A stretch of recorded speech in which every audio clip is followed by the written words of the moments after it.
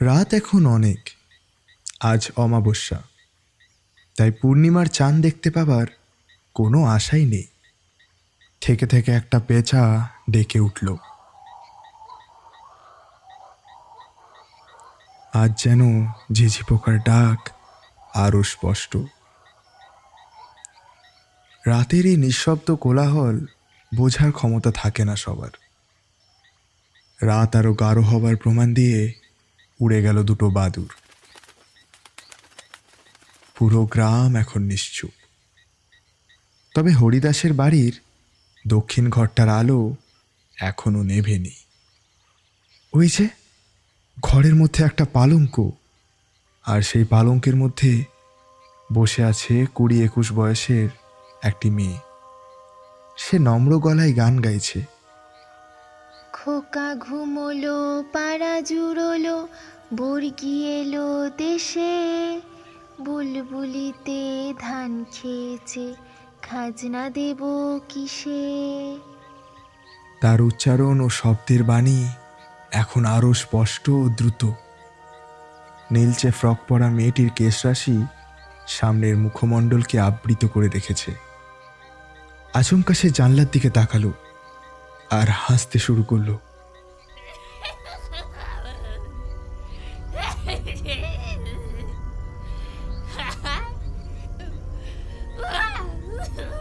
এই এই হাসি যে অদ্ভুত, এ যে ভয়ঙ্কর এবং বিদঘুটে।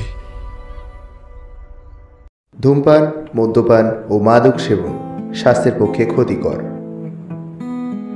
Any digital copy of this content is leading to piracy and it's a crime.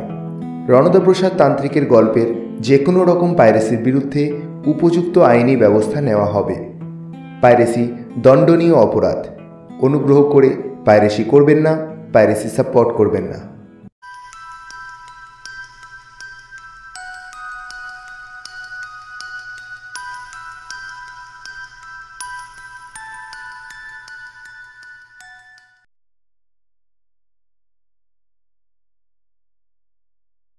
নমস্কার, গল্পমেট্রিক ইউটিউব চ্যানেলে আপনাদের স্বাগত। ভয় যেখানে অস্তিত্ব অনুসন্ধান করে।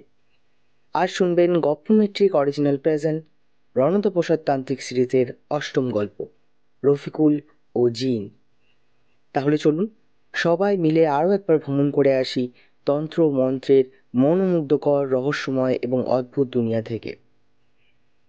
এই গল্পে ব্যবহৃত সমস্ত চরিত্র, ঘটনা ও অলৌকিক বর্ণনা সম্পূর্ণভাবে কাল্পনিক।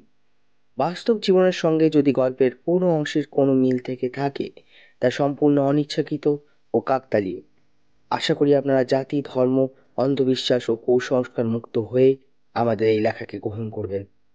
তাহলে চলুন শুরু করা যাক আজকের আমাদের এই গল্প, রফিকুল ও জিন।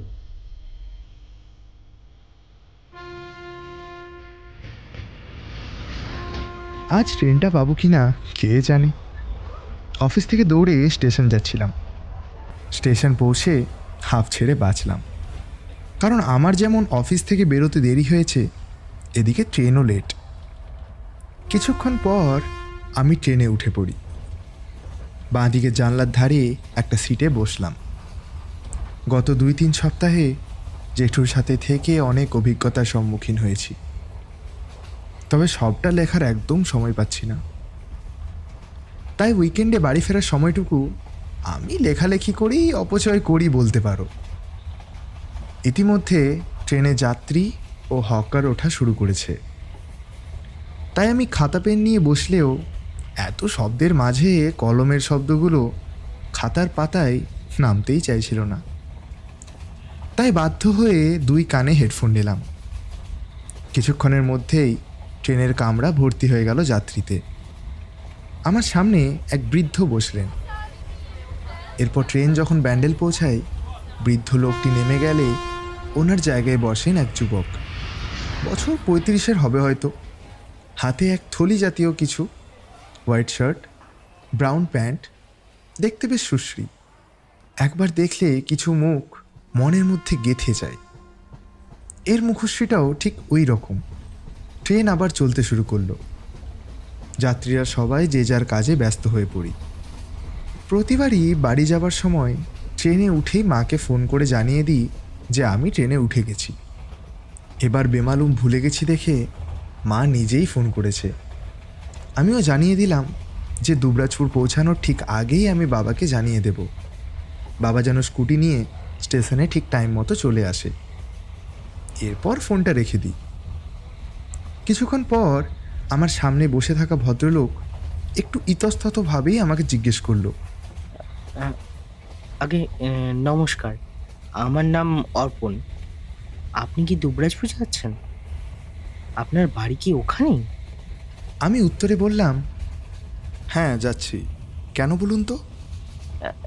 না, আসলে আমি প্রথমবার দুবরাজপুর যাচ্ছি একজনের সাথে দেখা করতে। ওনার নাম রণদা প্রসাদ মুখার্জি। আপনি কি চেনেন না? এক অচেনা অজানা লোক হঠাৎ করে আমার সম্পর্কে কিছু জিজ্ঞেস করলে এখন একটু ভয়ই লাগে। তবে যখন রণু জেঠুর কথা বলল তখন মনটা হালকা হয়ে গেল। বললাম, চিনি মানে? আরে রণু জেঠুর বাড়ি তো আমাদের পাড়ায়। আচ্ছা, ওনার সাথে আপনার কি প্রয়োজন বলুন তো? উত্তরে উনি বললেন, ও, ক্ষমা করবেন, আমি আসলে বুঝতে পারিনি যে উনি আপনাদের পরিবারের সদস্য। আসলে উনি আমার স্ত্রীর প্রাণ বাঁচিয়েছেন, প্রত্যক্ষভাবে না হলে পরোক্ষভাবে। তাই আমাদের পীর বাবার আদেশেই ওনাকে দেখা করতে আসা। আমি হেসে বললাম, আরে না না, ঠিক আছে, উনি আমাদের পরিবারের সদস্য না, কিন্তু কিন্তু উনি আমাদের খুব কাছের একজন। আমি আপনাকে জেঠুর বাড়ি অবধি পৌঁছে দিয়ে আসবো, আপনি একদম চিন্তা করবেন না। আর ধন্যবাদ আপনাকে। আপনি আমাকে কত বড় দুশ্চিন্তার হাত থেকে বাঁচালেন, কি যে বলবো। আরে না না, ঠিক আছে, এটা তো কোনো বিষয়ই না। তবে তবে একটা অনুরোধ, আমি আপনার থেকে অনেক ছোট, তাই তাই আপনাকে আমি অর্পণদা বলে ডাকতে পারি? আর আর আমি খুশি হব যদি তুমি আমাকে তুই করে কথা বলো। বেশ বেশ, তাই হবে। কিছুক্ষণ এদিক ওদিক অনেক কথাবার্তার পর শেষমেশ আমি জিজ্ঞেস করেই ফেললাম, আচ্ছা অর্পণদা, যদি কিছু মনে না করো, আমি কি জানতে পারি কি ঘটনা ঘটেছিল?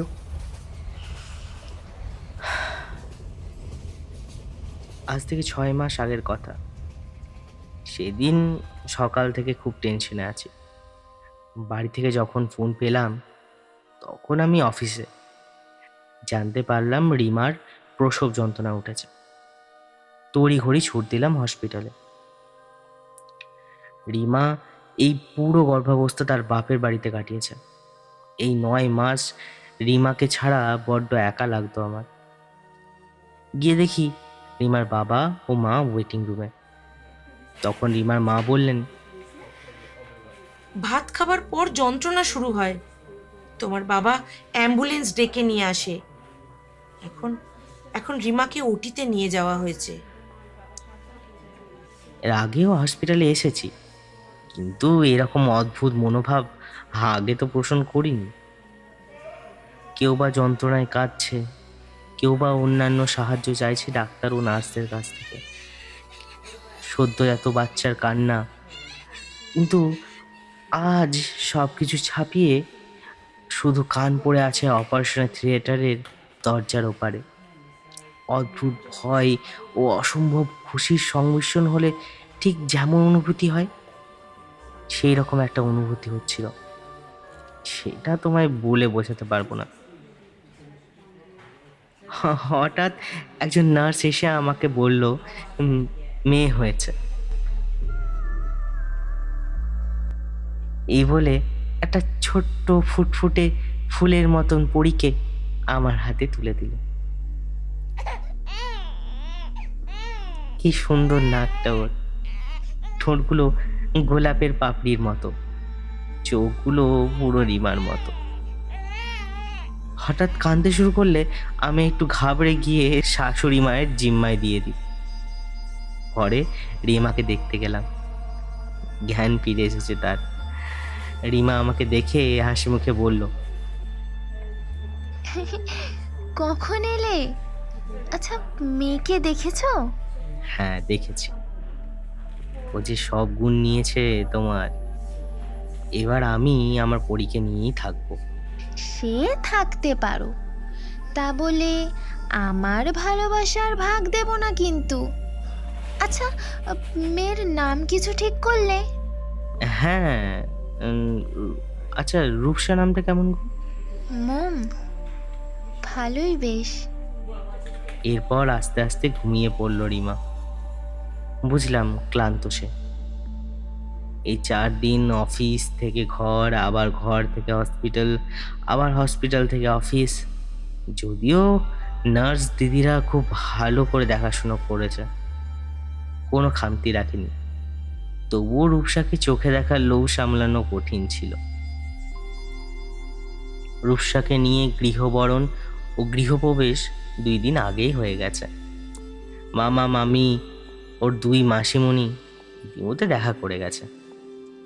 আজ পিসিমণি আসার কথা। তাই আমি ও রিমা এতক্ষণ রান্নাঘরে যুদ্ধ করছিলাম। আমি সবজি কাটা, মশলা বাটা এসব করে দিচ্ছি, আর এদিকে রিমা রান্নাগুলো সব সম্পূর্ণ করার কাজে পুরো দমে মনোযোগী।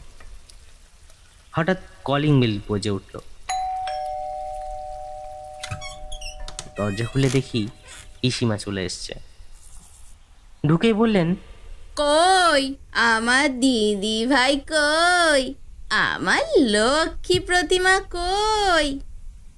ইতিমধ্যে রিমা ঘুমটা দিয়ে রান্নাঘর থেকে এসে প্রণাম সারল। এরপর রূপসাকে পিসিমার কোলে দিয়ে চলে গেল রান্নাঘরের দিকে। রূপসাকে দেখে পিসিমণি বললেন, ওলে বাবালে, এ যে পুরো মায়ের মতো রূপসী। তা নাম কি রেখেছিস? হ্যাঁ, রূপসা। যা ফর্সা গায়ের রং, টানা টানা হই 2 চোখ, মায়া জন্ম মুখখানি দেখবি, বিয়ে দিতে অসুবিধে হবে না। হঠাৎ শুনি কাপ প্লেট ভাঙার শব্দ। দরজার দিকে তাকিয়ে দেখি রিমা এসেছে, কিন্তু এখন সে এক দৃষ্টিতে পিসিমার দিকে তাকিয়ে। তার হাত থেকে চা ও ভুজিয়া পড়ে মেঝেতে লুটোপুটি খাচ্ছে। আমি জিজ্ঞেস করতে যাব কি হয়েছে, তার সময়টুকু না দিয়ে মুহূর্তের মধ্যে রূপসাকে নিয়ে দোতলায় চলে গেল সে। তবে তার থেকেও আশ্চর্য এই যে সারাদিন সে নিচেই নামলো না। এত আয়োজন কেমন যেন চিনি ছাড়া চায়ের মতন হয়ে গেল। মাঝে অবশ্য আমি গেছিলাম একবার ডাকতে, সারা শব্দ দেয়নি সে। অগত্যা পিসিমাকে দুপুরের ভোজন করিয়ে বিদায় দিলাম। জানি না কি ভাবলো সে। এরপর পিসিমা যা লোক, জানি না কার কার কাছে গিয়ে কি বলবে। তবে আমার এসবে কোনো যায় আসে না। মা বাবার মৃত্যুর পর একরকম অনাথের মতন জীবনযাপন করছিলাম। রিমা এসে আমার সমস্ত শূন্যতা পূরণ করেছে। ভাবছি সে কেন এরকম করলো। হঠাৎ মনে পড়লো সে হয়তো মেয়েকে নিয়ে বেশি পজিটিভ। না হয় সে নিজের মেয়েকে নিজের পায়ে দাঁড় করাতে চায়। মা হিসাবে তার একটা স্বপ্ন আছে নিশ্চয়ই, তাও অস্বীকার করি কি করে। তাই ওপরে গিয়ে রিমাকে বললাম, রিমা, ও রিমা, পিসিমার বয়স হয়েছে, ওর কথায় অত কান দিও না তো। দেখো, আমরা আমাদের মেয়েকে লেখাপড়া শিখিয়ে অনেক বড় করব, তুমি চিন্তা করো না। এবার তো দরজাটা খোলো। অনেক করে বোঝানোর পর দরজাটা তো খুললো, কিন্তু এরপর থেকে আমার আর সেই রিমা কেমন যেন হারিয়ে গেল। ঘরদোর পরিষ্কার পরিচ্ছন্ন রাখা, আজকাল সেসবের দিকে মন নেই। প্রায় নতুন নতুন খাবারের পদ বানিয়ে বলতো, এই এটা কেমন হয়েছে দেখো তো, আজ এটা শিখলাম জানো। ইদানিং তার রান্নাতে মন নেই। এখন সে নিজের বাড়িতেও ফোন করে না। এই তো কাল ওর মা বাবা ফোন করে খবর জানতে চাইলো যে ওর কি হয়েছে, কিন্তু আমি কি বলবো, আমি তো নিজে জানি না ওর কি হয়েছে। শুধু রূপসাকে আগলে আগলে রাখছে। এমনকি আমি কোলে নিতে চাইলেও কেমন যেন তাকিয়ে আছে আমার দিকে। খাওয়া দাওয়া বন্ধ করে দিয়েছে প্রায়। ইতিমধ্যে আমি একজনকে আমাদের বাড়ির কাজের জন্য নিযুক্ত করেছি। সে রান্না করে দেবে, বাড়িঘর পরিষ্কার পরিচ্ছন্ন রাখবে, সকালে উঠে রিমাকে খাইয়ে দেবে। আমি অফিসে যাই, অফিস থেকে এসে রিমাকে, রূপসাকে ঘুম পাড়ানো, খাওয়ানো সব আমাকেই দেখতে হয়। শুধু অফিসের সময়টুকুই সেই রান্নার মাসি তাদেরকে দেখে শুনে রাখে। এভাবেই চলে গেল 5টা মাস। রিমা এখন আগের থেকে একটু সুস্থ, তবে মা হিসাবে বড় সতর্ক।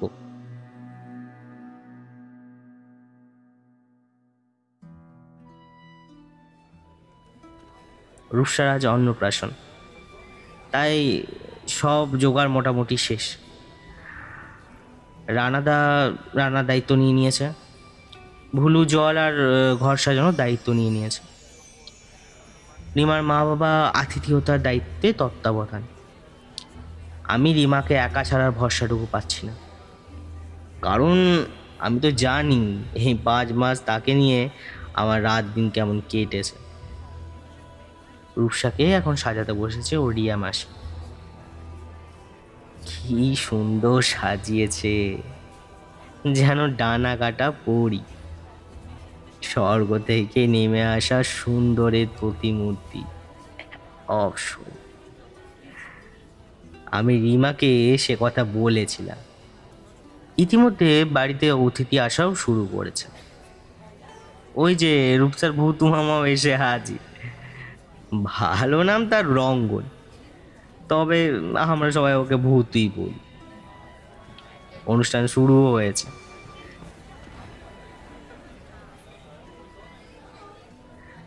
আমি ও রিমা বসে আছি এক জায়গায়। মা ভূতুকে বলে দিচ্ছে যে কিভাবে খাওয়াতে হবে। ভূতু সে মতন ছোট্ট ছোট্ট হাতে তাকে খাওয়ানোর চেষ্টা করছে। হঠাৎ ভিড়ের মধ্যে কেউ যেন বলে ওঠে, কি রূপবতী মেয়ে, দেখো বড় হলে ওর খুব ভালো ঘরে বিয়ে হবে। তবে এখনকার যুগে আর মা বাবার জন্য কজনই বা অপেক্ষা করে, দেখবে ও নিজের জীবন সঙ্গী নিজেই ঠিক খুঁজে নেবে। এসব শুনে কেমন যেন সোজা হয়ে বসলো রিমা। এখন তার চোখগুলো বড় বড়, নিঃশ্বাস ক্রমশ বেড়ে চলেছে, হাত পা টান করে বসেছে সে। মুহূর্তের মধ্যে ভিড় ঠেলে পায়েস, ভাত, খাবারের থালা রীতিমতো পায়ে মারিয়ে ভুতুর কোল থেকে একরকম ছিনিয়ে নিয়ে এলো রূপসাকে। টানাটানিতে ভুতুর মাথা দেওয়ালের ঠোকা খেয়ে আলুর মতন ফুলে উঠল। ভুতুর মা রিমাকে সাপান্ত করতে লাগলো। রিমার সেদিকে কোনো ভ্রুক্ষেপ নেই। কিছুক্ষণ সবার সামনে শান্ত হয়ে দাঁড়িয়ে পাশের রুমে গিয়ে দরজা দিল সে। রিয়া বলে উঠল, দিদি আগের মতো কেন করছে? আমি ঠিক বুঝলাম না, তবে তবে এত অতিথির মাঝে আমার অফিসের কলিগের সামনে এহেন আচরণ আমাকে অবাক ও রাগান্বিত করতে বাধ্য করে। আমি হতশূন্য হয়ে চেঁচিয়ে বললাম, হ্যাঁ হ্যাঁ, বিগত 5 মাস ধরে এসব করেও শান্তি হয়নি নাকি তোমার? হ্যাঁ, ভেবেছিলাম তুমি ঠিক হয়ে গেছো, মা হয়েছো মানছি, হ্যাঁ, কিন্তু মনে রেখো আমি ওর বাবা, ওর ভালো মন্দ ভাবার দায়িত্ব আমার আছে। মা হিসেবে পজিটিভ ভেবে ভুল করেছিলাম আমি। এটা তোমার মানসিক রোগ, তোমার সাইকিয়াট্রিস্ট লাগবে। আর আমি এরকম পাগলের সাথে ঘর করতে চাই না, আমি এই পাগলের সাথে ঘর করতে। আমার মুখে এরকম কথা শুনে রিমার মা আমাকে দোতলার বৈঠকখানায় নিয়ে গিয়ে বসাল। কিছুক্ষণ পর তার বাবা এসে বলল, সমস্ত অতিথিদের খাবার খাইয়ে বিদায় দিয়ে এলাম। উদ্ধার করে ফেলেছেন আমাকে, হ্যাঁ, এমন মানসিক রোগী মেয়েকে আমার গলায় ঝুলিয়ে দিয়েছেন, আর আর এখন অতিথি বিদায় করে আমাকে উদ্ধার করে দিয়েছেন। পরে দেখলাম বাবার মুখটা কেমন নিচু হয়ে গেল। কিছুক্ষণ সবাই নিস্তব্ধ। একটু পর আমারই অনুশোচনা হতে লাগলো। আমার বাবা মা মৃত্যুর পর এদের ভালোবাসা আমার কাছে অনেকটা, মাপ চাইতে যাব, ইতিমধ্যে বাবা আমার পায়ে পড়ে কাঁদতে লাগলো। আমি তাকে সোফায় বসিয়ে দিলাম। মা ওনাকে জল খেতে দিল। বাবা অর্পণ, আমাদের ক্ষমা করে দিও বাবা। আমরা সবাই তোমার কাছে একটা ঘটনা লুকিয়েছি। আমি আশ্চর্য হয়ে উঠে বসলাম। ইতিমধ্যে বৈঠকখানায় রিমার মামা, মামি, কাকা, কাকি আরো 2-4 জন এসে দাঁড়িয়েছে। সবাইকে বসতে বললাম, কেউ বসলো না। মাথা নিচু করে সবাই দাঁড়িয়ে রইল। শুধু রিমার মামা বলল, রিয়াকে রিমার কাছে রেখে দিয়ে এলাম, আর রফিকুল দাকে খবরও পাঠিয়ে দিয়েছি। আমি সবার উদ্দেশ্যে বললাম, কি হয়েছে আমাকে বলুন। এরপর রিমার মা আবার বলতে শুরু করলেন, আমার রিমা ছোট থেকেই খুব ইন্ট্রোভার্ট।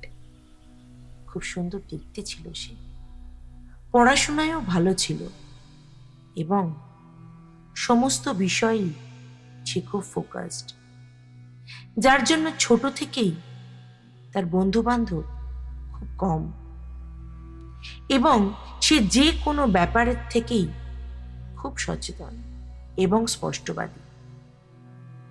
এরপর যখন তার বয়স 18-19, সে কলেজের 2য় বর্ষ থেকে 3য় বর্ষে উত্তীর্ণ হলো। আমরা সবাই বাড়িতে বসে ওর বিয়ের জন্য আসা এক সম্বন্ধের ব্যাপারে কথা বলছি। এমন সময় রিমা এসে স্পষ্টভাবে তার বাবাকে জানিয়ে দিল, বাবা, আমি একজনকে খুব পছন্দ করি। তার নাম শুভ। ছেলে রেলওয়েতে কাজ করে। আমি তাকে খুব ভালোবাসি। রিমার মুখে সেদিন ওর বাবা এই এতটা স্পষ্ট ভাষা শুনে তেমন কিছু বলেনি, শুধু বলেছিল, বেশ, ছেলেকে ডাকো, আমাদের পরিবারও দেখুক, তারপর না হয় তোমার 3rd ইয়ার পাশ করার পর বিয়ে দেওয়া যাবে।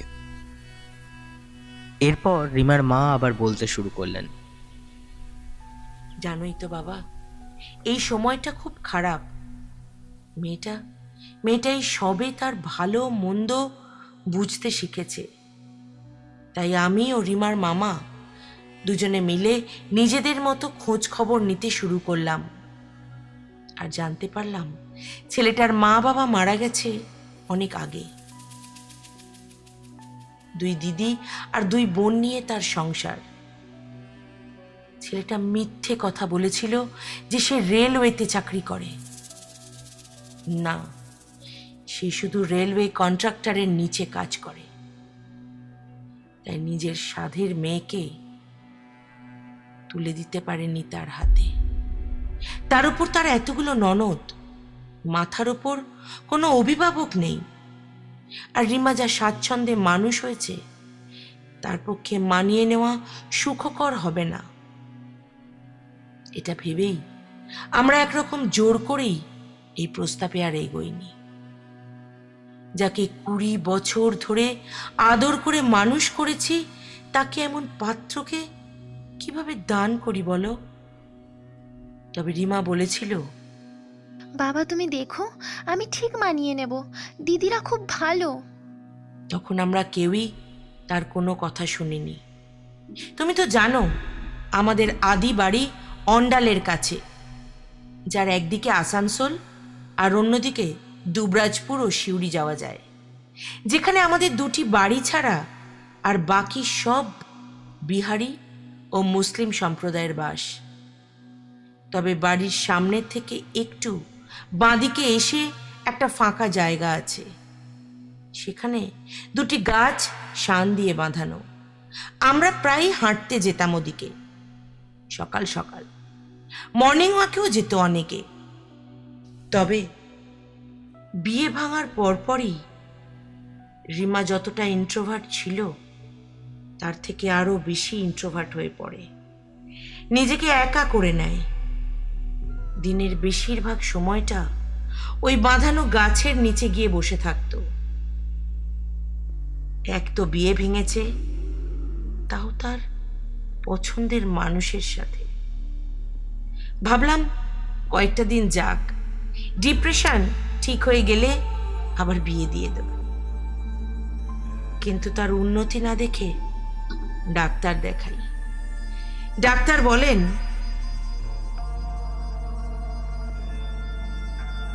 ও কি করেছেন? কি একটু ভেবেচিন্তে পদক্ষেপ নেওয়া উচিত ছিল আপনাদের। এই মেয়ে মারাত্মক ডিপ্রেশনে চলে গেছে। আচ্ছা বেশ, আমি ওষুধ লিখে দিচ্ছি, এগুলো ইমিডিয়েট শুরু করতে হবে।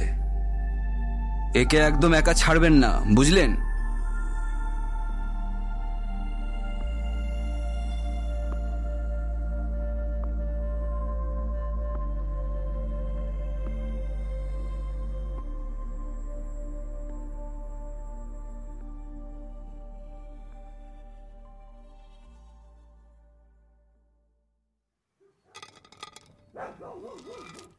কেউ যেন মশলা বাড়ছে, কিন্তু কিন্তু কোথা থেকে আসছে এই শব্দ?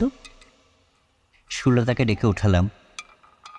দুজনেই একই শব্দ পেলাম, মনে হলো ছাদ থেকে আসছে। কিন্তু এত রাতে কে ছাদে?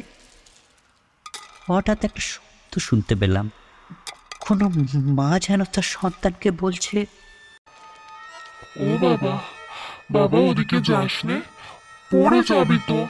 তোর মা একা হাতে সব কিভাবে সামলাবে বলতো? এই আওয়াজ শুনে আমরা দুজনেই একে অপরের মুখের দিকে তাকালাম। এ তো রিমার আওয়াজ। ছুট দিলাম রিমার ঘরের দিকে, গিয়ে দেখি কেউ নেই। এরপর দৌড়ে গেলাম ছাদের দিকে। যাওয়ার সময় সুলতাকে বলে গেলাম, রিমার ঘরের দিকে যাও, আমি আসছি। ছাদে রিমাকে দেখতে না পেয়ে আবার রিমার ঘরের দিকে এসে দেখি রিমা ঘুমাচ্ছে আর পাশে সুলতা বসে আছে। রিমা কখন এলো রুমে? সুলতা জানালো ও তো এখানেই ছিল। মনে মনে ভাবলাম, আমি কি তবে একটু আগে ভুল দেখলাম? সুলতাকে বললাম, কি গো, এটা কি তবে ভুল? দুজনে কি একই স্বপ্ন দেখলাম? বুড়ো হচ্ছি দুজনেই, কি আর করব বলো। এরপর দুজনেই নিজের রুমে ফিরে আসছিলাম। হঠাৎ এবার শুনতে পেলাম ছড়া। খোকা ঘুমোলো, পাড়া জুড়োলো, বর্গি এলো দেশে, বুলবুলিতে ধান খেয়েছে, খাজনা দেব কিসে। দুজনে আবার ছুটে যায় শব্দের উৎস লক্ষ্য করে।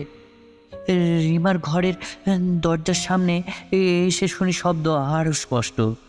খোকা ঘুমোলো, পাড়া জুড়োলো, বর্গি এলো দেশে, বুলবুলিতে ধান খেয়েছে, খাজনা দেব কিসে। দরজা খুলে দেখি রিমা ওর সাদের পুতুলটাকে খুলে নিয়ে ঘুম পাড়াচ্ছে আর ছড়া বলছে।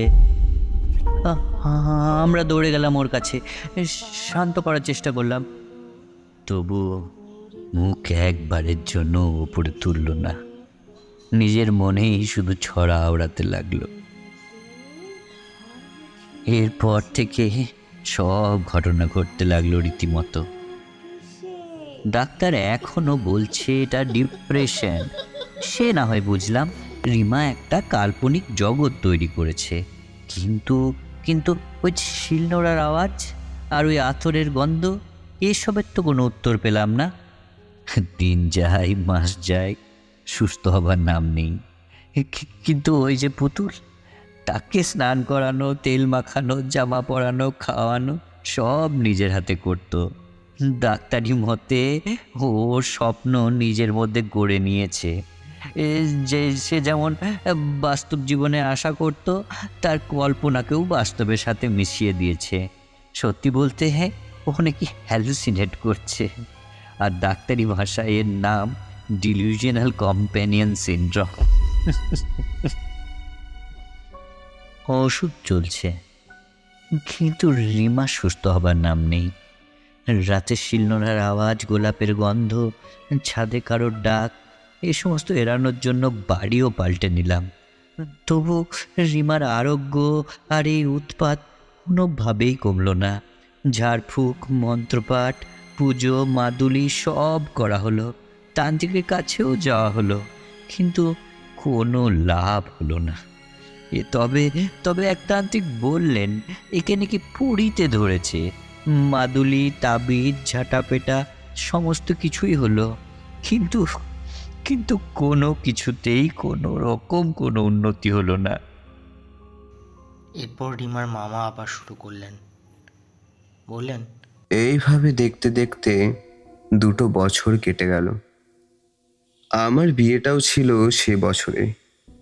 তাই দিদি, জামাইবাবু, ভাগ্নে ভাগ্নি সবাইকেই কিছুদিন আগেই ডেকে নিয়েছিলাম। সবাই মিলে মেতে উঠেছিলাম আনন্দে।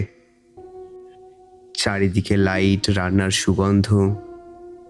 কিন্তু রিমা তখনও একা একটা ঘরের মধ্যেই বসে থাকতো। গায়ে হলুদের দিন সবাই যখন উঠোনে তোড়জোড় করছিল, আমি গিয়েছিলাম রিমার কাছে। গিয়ে দেখি ও তখনও পুতুলটার দিকে তাকিয়ে কি যেন বিড়বিড় করে বলে যাচ্ছে। আমার রাগ হলো। এক ঝটকায় পুতুলটাকে টেনে মেঝের মধ্যে ফেলে দিলাম। আমি ওকে বললাম, ছোট্ট মেয়ের মতো এসব আর কতদিন চলবে? হ্যাঁ, চল আমার সাথে এক্ষুনি বাইরে চল, সবাই তোর জন্য বাইরে অপেক্ষা করছে। হঠাৎ করে রিমার চোখগুলো কেমন যেন বড় বড় হয়ে গেল। ও জোরে জোরে নিঃশ্বাস নিতে শুরু করলো। হঠাৎ ওইটুকু মেয়েটা আমার পাঞ্জাবির কলার ধরে আমায় শূন্যে তুলে নিল। তারপর এক ধাক্কায় আমাকে ফেলে দিল। আমি দরজা হয়ে উঠোনে এসে পড়লাম। সবাই মিলে তখন আমাকে ধরাধরি করে তুলল। আমি তখন বুঝেছিলাম এটা কোনো সাধারণ মেয়ের দ্বারা সম্ভব নয়। বিয়েটা কোনো রকমে সারলাম। আগত অতিথিদের মধ্যে আমার বন্ধু জিশান আর রশন বলল, শোন, আমার এক দাদা আছে, তার নাম রফিকুল, ইসলামপুরে এক মাজারে থাকে। তুই ওখানে তাড়াতাড়ি যা, আমি বলে রাখছি। তাই অযথা আর দেরি না করে ঠিক বৌভাতের পরের দিনই আমি, জিশান, দিদি, জামাইবাবু, রিমাকে নিয়ে চলে গিয়েছিলাম আমাদের শেষ ভরসার কাছে। ওখানে গিয়ে আমরা সবাই আশ্চর্য হয়ে গিয়েছিলাম জানো, কারণ মাঝহারের সিঁড়িতে পা রাখার সাথে সাথেই রিমা বলে উঠল, লিমধা ধারাত নীলাহুনা। জিশান জানালো রিমা নাকি আরবি ভাষায় বলছে, আমাকে এখানে কেন নিয়ে এলে? আমি, দিদি, জামাইবাবু একে অপরের মুখ চাওয়াচাওয়ি করে নিলাম। ভাবলাম, বাংলা অনার্সের মেয়েটা এত দক্ষ অ্যারাবিক বলে কি করে?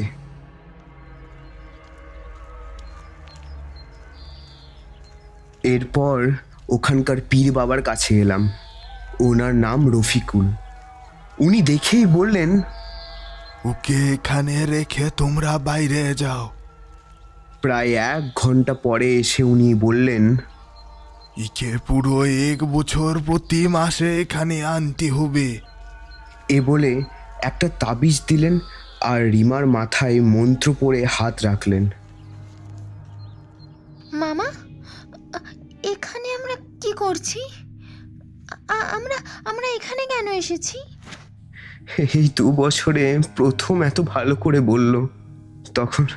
তখন জামাইবাবুর চোখে আমি জল দেখেছিলাম। ওকে জড়িয়ে ধরে বললাম, এনাকে প্রণাম কর মা। আমরা এখানে এসেছিলাম প্রণাম করতে। প্রণাম করে নাও, তারপর আমরা। এই কথা বলতে যাব, হঠাৎ পীর বাবা বললেন, খবরদার, এখান থেকে যাবার সময় কেউ যেন না বলে চলো বাড়ি যাই। এরপর আমরা তার কথা অমান্য করিনি, আমরা বাড়ি চলে আসি।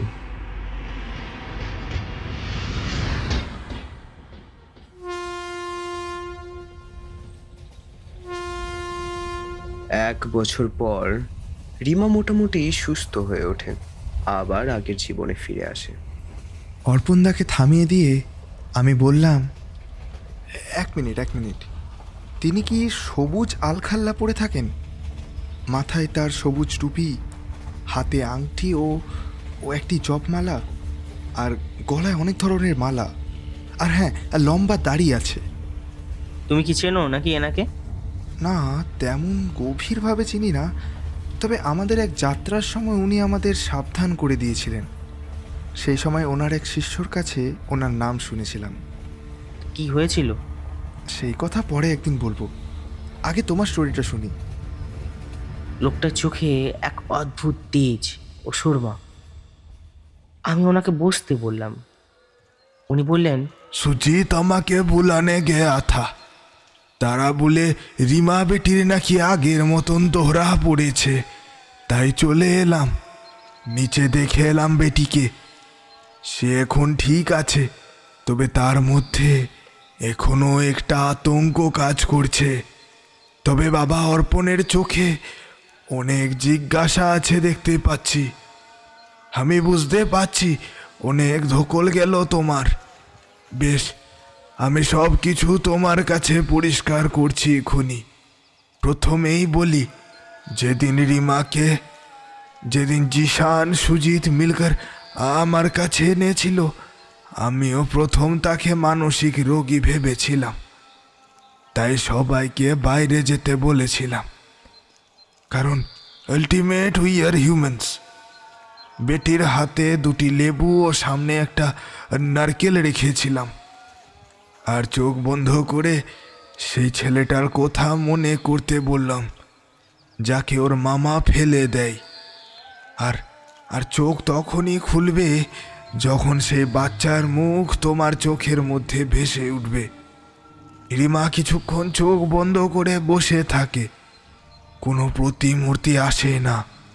হঠাৎ রিমা একবার চোখ খুলে আবার চোখ বন্ধ করে দেয়। মুহূর্তের মধ্যে আমি দেখি ওর চোখের কালো অংশটা নেই। মুহূর্তের মধ্যে ফেটে যায় সামনে রাখা নারকেল। তখনই বুঝেছিলাম ও কারোর পজেশনে আছে। তাই আমি ও আমার 3 চেলা দুরুদ শরীফ পড়তে লাগলাম। বেটি হঠাৎ চিৎকার করে বলে, রফিকুল,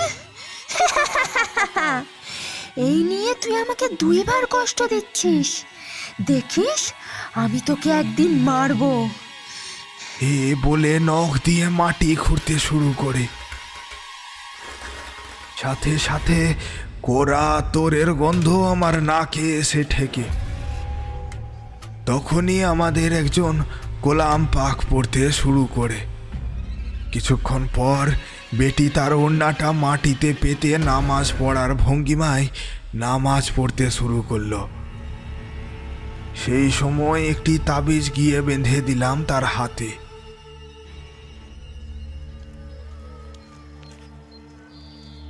এভাবে 1 বছর ধরে বেটিকে সব সহ্য করতে হয়।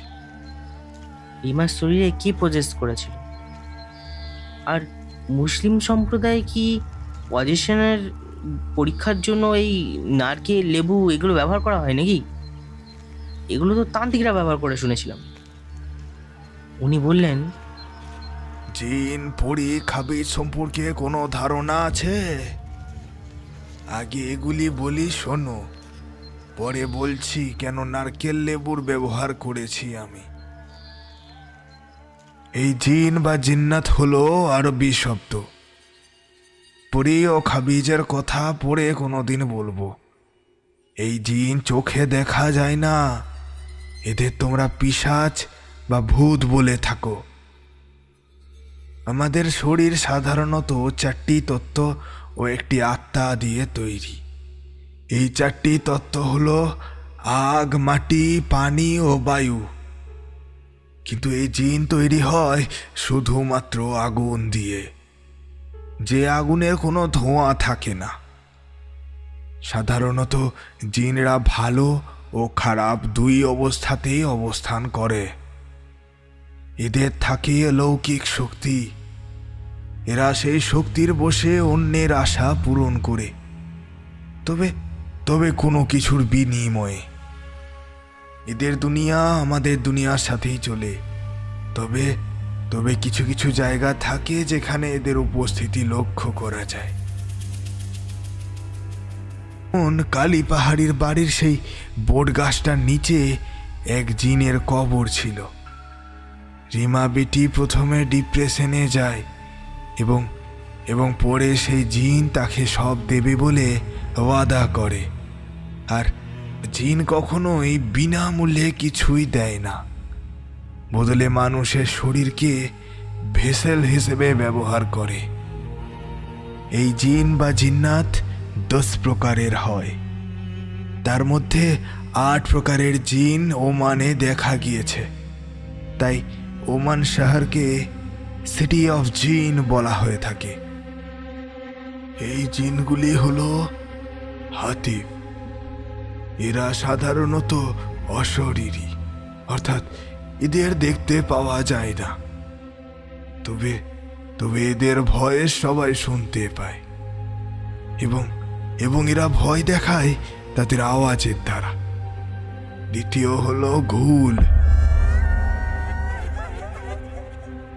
এদের সাধারণত কবরস্থানে দেখা যায় মাঝরাতে, আর এরা মানুষের মাংস খেয়ে বেঁচে থাকে।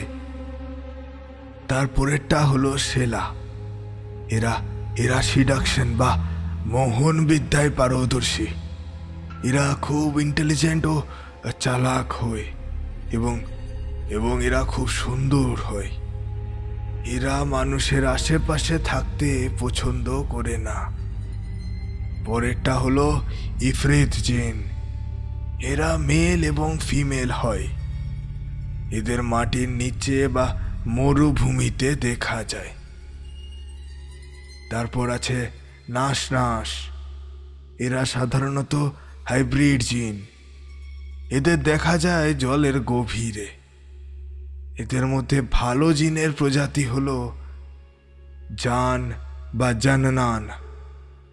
পরেরটা হলো কারিন, যা মানুষের জন্ম থেকে মৃত্যু পর্যন্ত থাকে ও মানুষের খারাপ ভালোর সাক্ষী হয়। তোমাদের ভাষা তোমরা যাদেরকে বিবেক বলো। মারিদ ও হিনন হলো দৈত্যাকার জিন। এরা উড়তে পারে। এদের ধ্বংস করা যায় না, এদের বন্দি করে রাখতে হয় কোনো ছোট্ট জায়গায়। তোমরা আলাদিনের নাম শুনেছ নিশ্চয়ই। এর মধ্যে আলাদিনের একটা জিনের কথা শুনেছ। এই জিনটা হলো এক ধরনের মারিদ জিন। কথিত আছে আল্লাহ ও শয়তানের যুদ্ধ যখন হয় তখন তখন হিনন জিনের কিছু জিন আল্লাহ ও কিছু জিন শয়তানের পক্ষ নেয়। সর্বশেষে এবং সবথেকে ক্ষতিকারক জিন হলো ইজাজিল বা এভিলস, যার অপর নাম শয়তান। এরা মারিদ ও হিনন জিন হয়ে কাজ করে। মানুষের ইচ্ছা পূরণের বিনিময়ে মানুষের আত্মার রিপ্লেসমেন্ট করে নেয়। এই ইজাজিলকে তোমরা অনেক জায়গায় লুসিফার হিসেবে চেনো। আমি মুগ্ধ হয়ে শুনছিলাম ওনার কথাগুলো। কথাগুলো অযৌক্তিক লাগছিল না।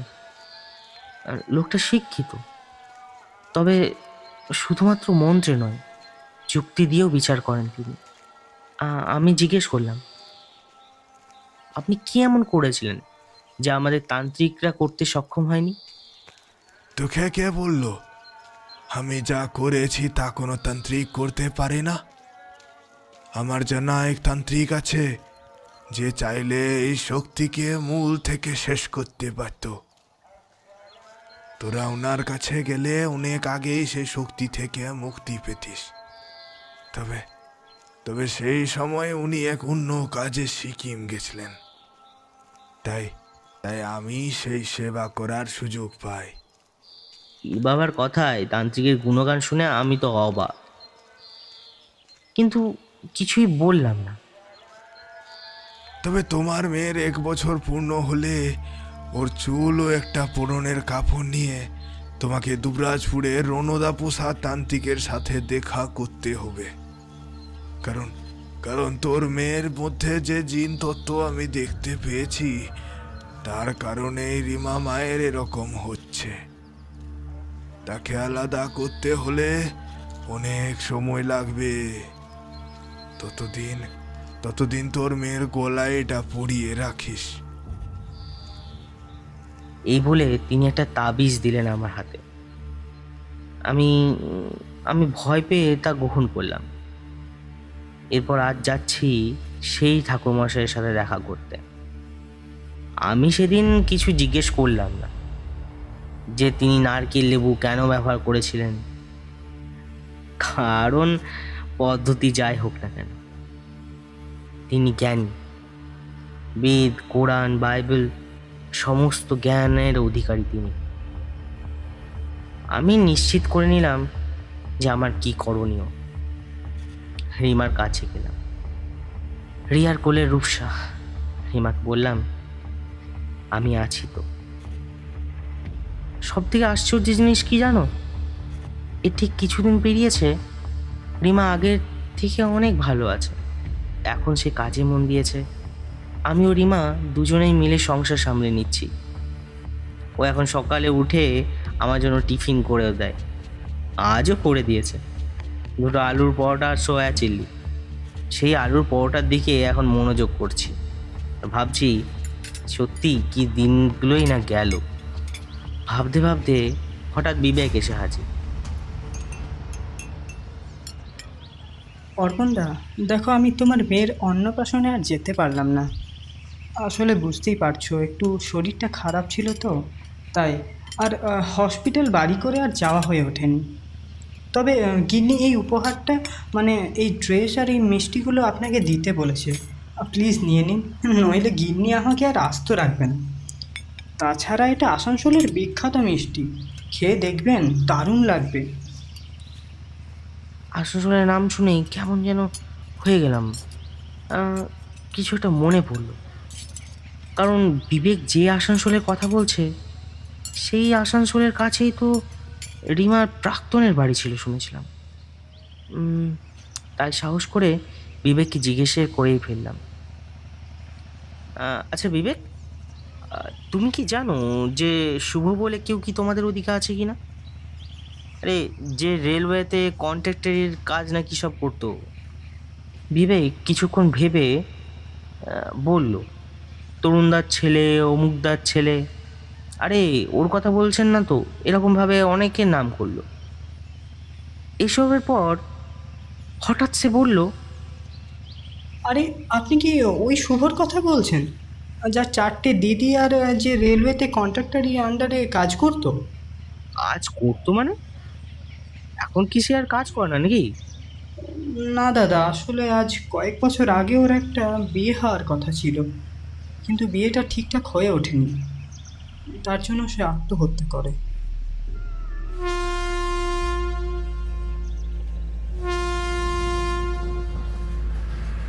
এত কিছু শোনার পর আমার খুব অস্বস্তি লাগছিল।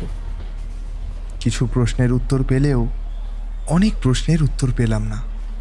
বাবা স্টেশনেই ছিল। আমরা অর্পণদাকে লিফট দিলাম। আমার অর্পণদার সাথে থাকার ইচ্ছে হচ্ছিল, কিন্তু বাবা বলল বাড়ি যেতে, বিকেলে দেখা করতে। তাই অর্পণদাকে জেঠুর বাড়ির সামনে নামিয়ে আমি বাড়ি চলে আসলাম। বিকেলে যখন জেঠুর কাছে যাই, জিজ্ঞাসা করি, কি গো জেঠু, অর্পণদা এসেছিল? হ্যাঁ এসেছিল, তবে তুই এত চিন্তায় আছিস কেন? অনেক প্রশ্নের উত্তর এখনো পাইনি, বুঝলে? দেখ পুরো সব কিছুর উত্তর খোঁজার চেষ্টা আমাদের করতে নেই, তবে কিছু জিনিস বলছি, তাতে তোর ওই অস্বস্তি ভাবটা কেটে যাবে। ভাব, তোর সামনে একটা পিঁপড়ে জলে হাবুডুবু খাচ্ছে, সেই জায়গায় একটা হাতি বা একটা কুকুর হাবুডুবু খেলে তুই কাকে সাহায্য করতিস? পিঁপড়ে বিপদে পড়লে চোখে দেখা যায় না, যদি চোখে পড়ে দুজনকেই হেল্প করব।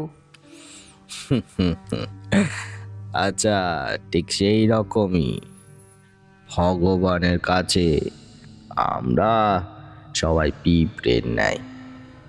মানুষের জীবনে যে 60 বছর সময় থাকে, এই 60 বছরের জীবনকালে আমরা কি এতটা শক্তি অর্জন করতে পারি যা দিয়ে আমরা 500 বছরের কোনো পুরনো জিনকে প্রশমিত করতে পারি? সেই জিন 500 বছর ধরে ঈশ্বরের নাম করে আসছে। তাহলে তুই বল, ঈশ্বরের কার কথা শোনা উচিত? 500 বছর পুরনো জিনের। বুঝলি বুড়ো, এ বিষে বিষে বিষক হয়। আমাদের বেদে যেমন নানা সিদ্ধি লাভের কথা লেখা আছে, ঠিক ঠিক একই পদ্ধতিতে এই জিনদের সিদ্ধ লাভ করা যায়। সেই জিনদের দিয়ে নানা কাজও করানো যেতে পারে এবং সেই জিন দিয়ে অপর কোনো জিনকে প্রশমিত করা যায়।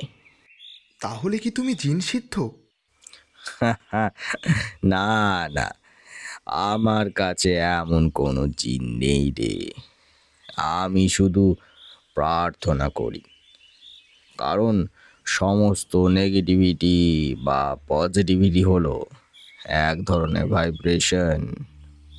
আর একটা উদাহরণ দিই, আমাদের মা আমাদেরকে ডাকলে আমরা আলাদা অনুভব করি, আবার কোনো রাগী শিক্ষক আমাদেরকে যদি ডাকে তাহলে শরীরে আলাদা ফ্রিকোয়েন্সি তৈরি হয়। কারণ কারোর ডাকে যেমন আমাদের চিত্তকে শান্ত করে, আবার কারোর ডাকে আমাদের চিত্ত আতঙ্কিত হয়। তাই কোরআন শরীফ, দরুদ শরীফ, কালাম পাক, কোরআনের আয়াত, গীতা, এছাড়া নানা ধর্মীয় পুস্তকে যে মন্ত্র লেখা থাকে, কেউ যদি ঠিক সাউন্ডের ইন্টেন্সিটি দিয়ে পড়ে সেটাতেও কাজ হয়। তাহলে যার সাউন্ডের ইন্টেন্সিটি ভালো, যেমন তোমার, তাহলে তো তুমি যা খুশি বললে সেই জিনিসটা থেকে নেগেটিভিটি সরে যাওয়া উচিত। তাহলে মন্ত্র, দোয়া সব কি পয়েন্টলেস? আচ্ছা বেশ, না তা কেন হবে? ধর, আমি তোকে আমার পাশে এসে বসতে বললাম, তবেই তো তুই আমার পাশে এসে বসবি, তাই তো? যদি বলি জল দে, তবেই তুই আমাকে জল দিবি। সেই রকমই কোরআনের আয়াত বল আর মহামৃত্যুঞ্জয়ী মন্ত্র বা হনুমান চালিসা, এদের একটা পার্টিকুলার ভাইব্রেশন ফ্রিকোয়েন্সি আছে, তার জন্য এই সব নেগেটিভিটি সরে পড়ে। কিন্তু কোনো পজিশন থেকে ফেরানো বা না ফেরা, সেটা সম্পূর্ণ ডিপেন্ড করে যার ওপর পজিশন হয়েছে। দেখ, সেলফ কনসিয়াসনেস যার ভালো, তার ওপর কোনো নেগেটিভিটি সহজে হাবি হতে পারে না, আর এলেও তার মধ্যে একটা লড়াইয়ের ক্ষমতা থাকে। আর যার নেই, যে জীবনের আশা ভরসা সব ছেড়ে দিয়েছে, যে বাঁচতে চায় না, তার ওপর এই শক্তি বেশি হাবি হয়। আমরা মনে করি যাদের ওপর পজেশনস হয়েছে আমরা শুধু তাদের মনে করাই তাদেরকেও ঈশ্বর সৃষ্টি করেছে।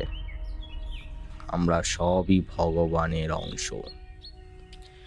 শ্রীকৃষ্ণ বলেছেন, মহাশয় সপ্ত পূর্বে চিত্তার মনঃ বস্ত মদ ভাবা মানসজাত জসাং লোক ইমঃ রাজা। তাই তারা আবার লড়াই করার ক্ষমতা পায়। আমাদের সবার মধ্যেই সেই শক্তি আছে, শুধুমাত্র আমরা তাদের মনে করাই।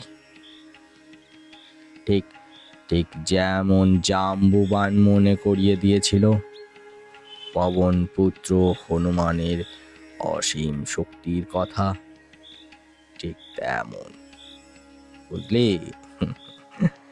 যা যা, এখন যা, পরে আসবি, আমি একটু বাজার বেরোবো।